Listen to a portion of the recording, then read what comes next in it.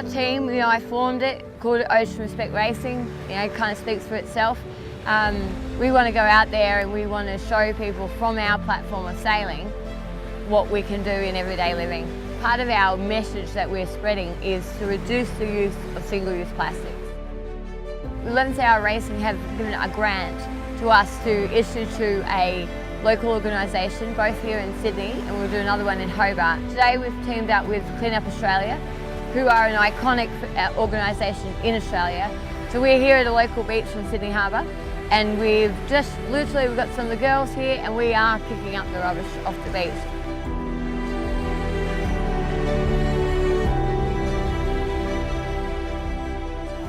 So Clean Up Australia is every single volunteer that goes out there and picks up rubbish on our national event or at any time of the year.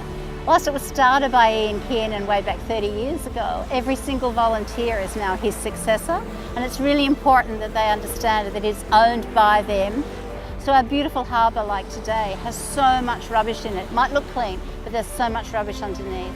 And so what we'll use this grant for is to make sure that all of these waterways get the attention that they need, and we'll be working with other agencies and with the volunteers to get the rubbish out of the waterways and into the bags. So there are three components to this grant. The first is that we'll have this group activity today where the ladies will clean up the beach.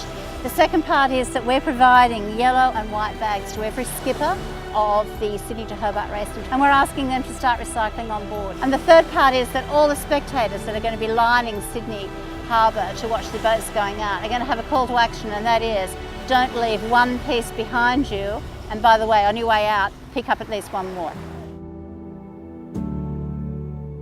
At 11th Hour Racing, we really believe that it's 1 degree at a time. So change happens at 1 degree at a time. So the first thing is people need to be made aware of the environmental issues that are out there, and then they need to understand what better behavior changes there are that can happen.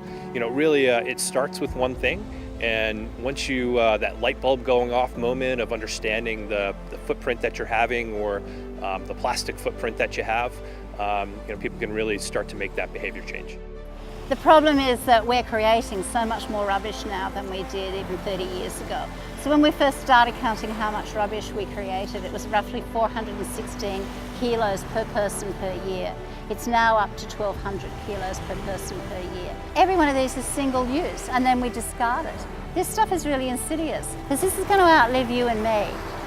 It will look like this in 100 years' time. Two big goals here. We want to go and win the Sydney Hobart Yacht Race. And why we're doing that, people are going to take note of what we're doing and our message, which is we're trying to get everyone just to change little things in their life. Say no to buying plastic water bottles at the supermarket. Get your sports bottle, take it with you. And when you're ordering a drink at the end of the day, just ask for no straw. And it's just little simple changes like that that will help make a difference.